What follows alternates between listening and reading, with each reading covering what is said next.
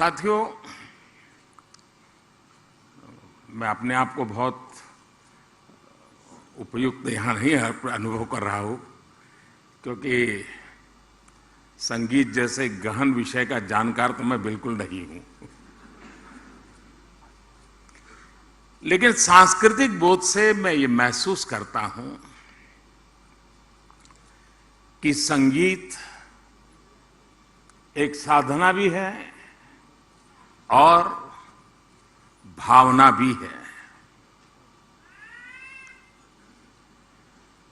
जो अव्यक्त को व्यक्त कर दे वो शब्द है। जो व्यक्त में ऊर्जा का, चेतना का संचार कर दे वो नाद है। और जो चेतन में भाव और भावना भर दे उसे सृष्टि और संवेदना की पराकाष्ठा तक पहुंचा दे वो संगीत है।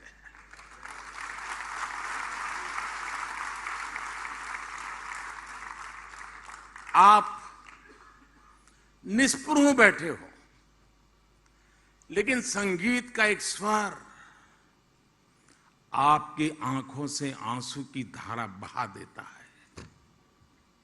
ये सामर्थ्य होता है। लेकिन संगीत का स्वर आपको वैराग्य का बोध करा सकता है। संगीत से आप में विरस भरता है। संगीत मातृत्व और ममता की अनुभूति करवा सकता है। संगीत आपको राष्ट्रभक्ति और कर्तव्य बोध के शिखर पर पहुंचा सकता है। हम सब सौभाग्यशाली हैं कि हमने संगीत की इस सामर्थ्य को, इस शक्ति को लता दीदी के रूप में साक्षात देखा है। हमें अपनी आंखों से उनके दर्शन करने का सौभाग्य मिला है। और मंगेशकर परिवार पीढ़ी दर पीढ़ी इस यज्ञ में अपनी आहुति देता रहा है। और मेरे के लिए तो ये अनुभव और भी कहीं बढ़कर रहा है। अभी कुछ सुर्खियां हरीश जी ने बता दी, लेकिन मैं सोच रहा था कि दीदी से मेरा नाता कब से कितना पुराना। तो दूर जाते जाते याद आ रहा था कि शायद 4 साढ़े 4 दशक हुए होंगे। सुधीर फड़के जी ने मुझे परिचय करवाया था।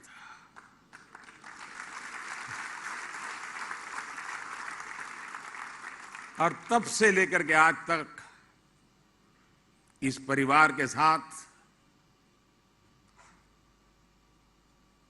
अपार स्नेह, अनगिनत घटनाएं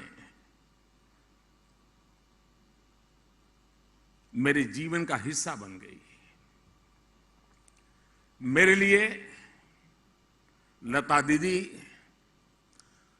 सुर साम्राज्य के साथ साथ, और जिसको कहते हुए मुझे गर्व अनुभव होता है, वो मेरी बड़ी बहन थी।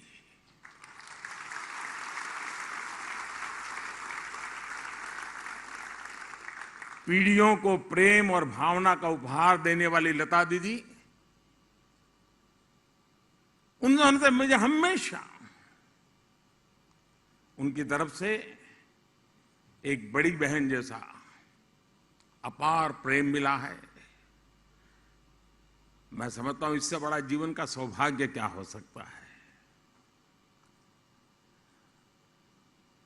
शायद बहुत दशकों के बाद ये पहला राखी का त्योहार जब आएगा, दीदी नहीं होगी। सामान्य तौर पर किसी सम्मान समारोह में जाने का, और जब अभी हरीश जी भी बता रहे थे, कोई सम्मान ग्रहण करना। अब मैं थोड़ा उन विषय में दूर ही रहा हूं, मैं अपने आप को एडजस्ट नहीं कर पाता हूं। लेकिन पुरस्कार जब लता दीदी जैसी बड़ी बहन के नाम से हो तो ये मेरे लिए उनके अपनत्व और मंगेशकर परिवार का मुझ पर जो हक है, उसके कारण मेरा यहां आना एक प्रकार से मेरा दायित्व बन जाता है।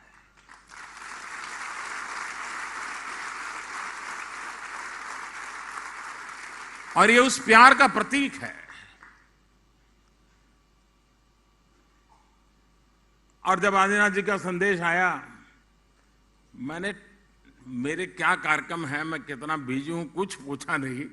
मैंने कहा भैया पहले हाँ कर दो।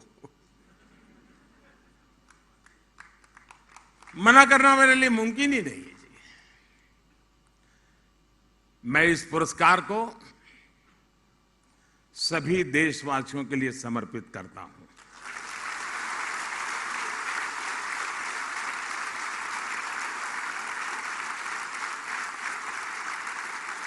जिस तरह लता दीदी जन जन की थी, उसी तरह उनके नाम से मुझे दिया गया है पुरस्कार भी जन जन का है। हम सभी ने जितना समय लता दीदी के साथ गुजारा है, हम सब जानते हैं कि वो सरलता की प्रतिमूर्ति थी।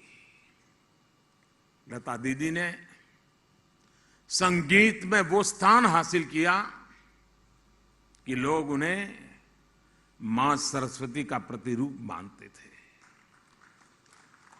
उनकी आवाज ने करीब 80 सालों तक संगीत जगत पर अपनी छाप छोड़ी थी। ग्रामोफोन से शुरू करें तो ग्रामोफोन से कैसेट, फिर सीडी, फिर डीवीडी, फिर पेन ड्राइव, ऑनलाइन म्यूजिक और ऐप्स तक संगीत और दुनिया की कितनी बड़ी यात्रा लता जी के साथ साथ तय हुई है। सिनेमा की 4-5 पीढ़ियों को उन्होंने अपनी आवाज दी। भारत रत्न जैसा सर्वोच्च सम्मान उन्हें देश ने दिया और देश गौरवान्वित हुआ।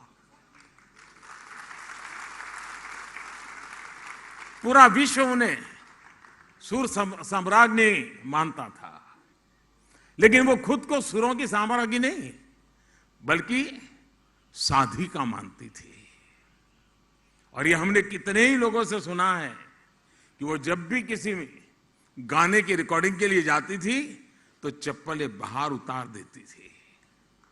संगीत की साधना और ईश्वर की साधना उनके लिए एक ही था।